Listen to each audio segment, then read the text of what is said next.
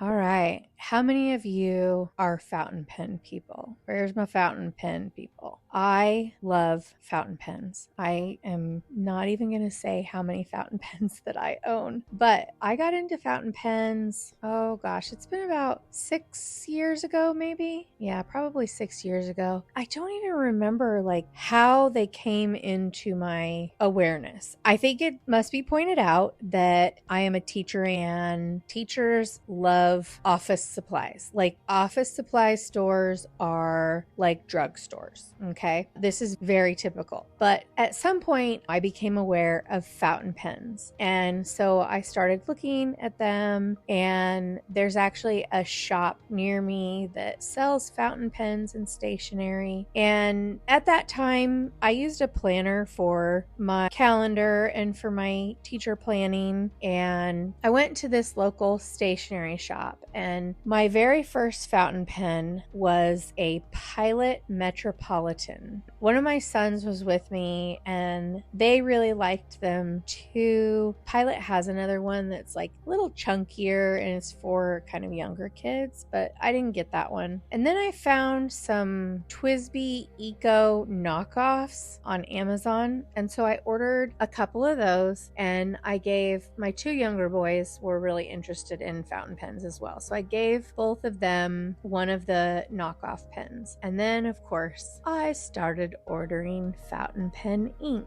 Now, not only are fountain pens gorgeous to use and so easy to use, but the multitude of fountain pen inks out there are amazing. I actually really like the shimmery ones, but I also like the ones that have really unique shades. So if you do not want to spend all of your money, do not go down this rabbit hole, because I guarantee you will go broke. The Pilot Metropolitan was my gateway drug, and I eventually ordered a Twisby Vac 700, and then I started to order Lamy Safaris, or Lamy Safaris, however you want to pronounce it. Those are the ones that I have the most of because they're inexpensive, they are comfortable and beautiful to write with, and they use any kind of ink that you throw at them. Now, let me start by saying when I was just using regular pens, I needed as fine of a tip as possible on my pens. But with fountain pens, I actually prefer a medium to a broad nib, because when I'm writing with it, I want you to be able to see all of the beauty of the ink that is in it, whether it is a shimmery ink, whether it is a shading ink, whatever. I want you to be able to see all of the complexities of it. Now, if you are interested in seeing like some of my fountain pens and some of my inks and things, you will find those on TikTok. I have put a lot of that information on TikTok, which I will link in the description. Okay, so then I started getting into some more expensive fountain pens. Now,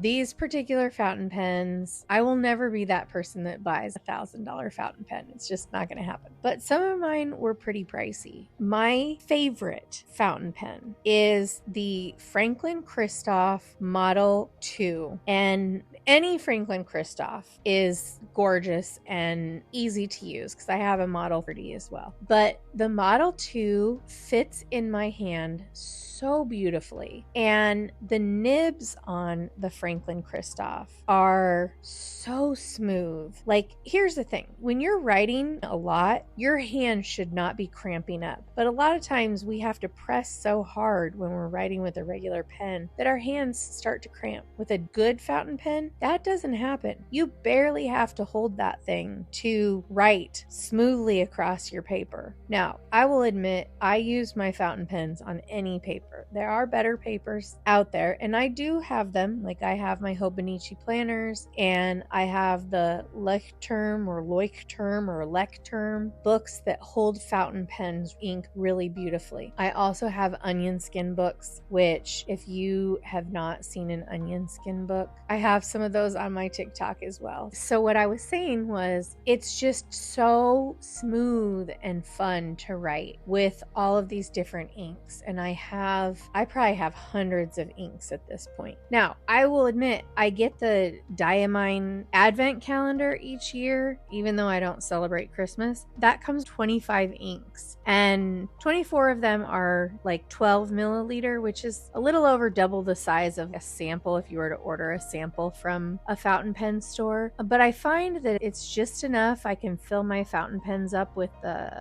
one of those several times. I do keep almost all of my fountain pens inked all the time, and I rotate through them. I use 5 of them a day, and I rotate through them. I have a multitude of planners that I use each day, and what I'll do is I use one pen in each planner for the day. It helps my ADHD brain to be structured and to get my planning done and to get my journaling done. And it helps me do this because of the fact that I am using these gorgeous pens and these gorgeous inks. Okay. I also have a bit of a problem when it comes to washi tape and stickers, but we're not going to talk about that today. We're not going to talk about that in this particular video. Okay. Maybe I'll talk about that in another video, but I do have a number of planners, and it's funny because I used to be a one planner girl, and then I started realizing I needed planners for different things. So I have a Hobonichi cousin that I use every year. I buy the April start one because that feels right for my year, and that one is what I put everything in. I put everything in my monthly planner. I put everything in my weekly planner. I like write out my days. At the beginning of it, you get a couple pages that have the entire month as a column. It's funny because what I do for that page is I will write down media that I engaged with. So maybe if I listened to or read a book, I'll put that in for the day. If I watched a TV show, I'll put that in for a day. If I listened to a certain song, or if I watched a movie or podcast, I keep track of the media that I am consuming throughout the year. Then I keep track of what's going on during my day in the weekly section. And then in the daily section, I do memory keeping. I used to scrapbook everything, and that's where I can scrapbook on a smaller scale, but still keep a record of what's going on in my life. And I realize that this has diverted quite a bit from the fountain pens, but this is how, like, it's a rabbit hole, right? One thing leads to another. So then my Hobonichi cousin led me to needing a Hobonichi Weeks because I discovered I really wanted to get my finances under control. And for all of you young people out there who don't remember what a checkbook is or don't know what a checkbook is, I stopped using a checkbook years and years ago, and I really think that's where I went wrong. So I use Weeks as my checkbook. I write down everything that I spend daily, and I keep a tally in that month view of how much money is in my account that will not be going towards bills. I have a Weeks Mega that I use for planning my art business, or keeping track of what art I'm working on, or keeping track of the classes that I've been watching or listening to, the people who I'm supporting on Patreon, ideas for social media and YouTube. It all goes in that one. I have a 5-year journal. Next year will actually be my 5th year using it. It's another Hobonichi. I'll be finishing that out next year, but I'm on my 4th year. I've done a really great job of keeping up on that, and it's such a great way to see just a snapshot of what was happening in my life on that day over the last 5 years. I wish that I had found a 5-year journal when I was much, much younger, because the thing is, for a long time, I didn't keep a journal because I had my journal invaded by someone, and so I didn't want to write down my thoughts and feelings. A 5-year journal was a really great way for me to just keep a record of how I felt that day, the highlights of what was going on. And yet there's not enough room for me to write anything that I wouldn't want somebody else to see. Which, if I write something that hurts somebody's feelings, then that's on them if they read it. But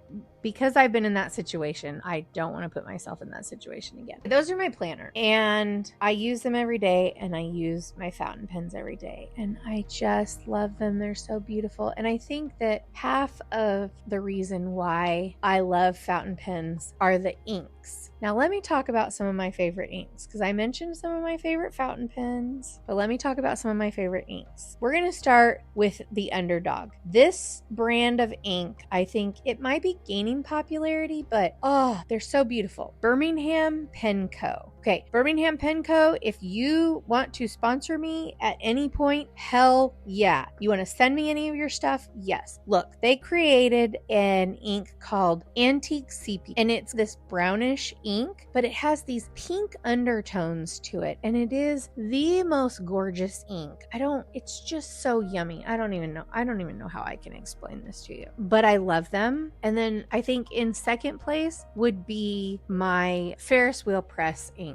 I love Ferris Wheel Press. I really love their shimmery inks, and they also have fountain pens, and I love their fountain pens. They have some less expensive ones that are really cute, and I love the way they write, and then they have some more expensive ones, and I only have one of those, but I love the way that they write, and they hold their shimmery inks really well. But they group their inks into these different collections, and they're just gorgeous. I just love them. I do have some of theirs that aren't shimmery inks, and they shade beautifully. The majority of the rest of what I have are the diamine inks, and the diamine inks are really great. Some of them are shimmer, some of them are sheen, some of them are just regular, but I think even the regular ones, they shade pretty well. And I have a bunch of one-off, like one or two of different brands, but those are really my favorite. Now, like I said, I will link my TikTok in the description, but I know I have videos on my TikTok of me showing different inks, showing my different fountain pens. Refilling my fountain pens is an entire ritual for me. As I use my pens, once they run out of ink, I wash them and set them aside. Once all of my pens run out of ink, they've all been washed, I will pull out all of my inks and my pens, and I will match which ink I want to put into which pen, and I will methodically go through filling them up. This is a spiritual ritual for me. It is something that I do probably about once every 3 months, and it is so soothing. I absolutely love it. If you would like to see me do a full-length video on my fountain pens and my inks, let me know in the comments below. I really do want to mostly focus on art, or do art in my videos on this channel, so I don't want to get too strayed and get into planning and stationery, because I don't want this to become a planning and stationery channel. But I wouldn't be opposed to doing one video here or there, or sharing when I get new things. I could also do those in shorts as well. Maybe I'll upload some of my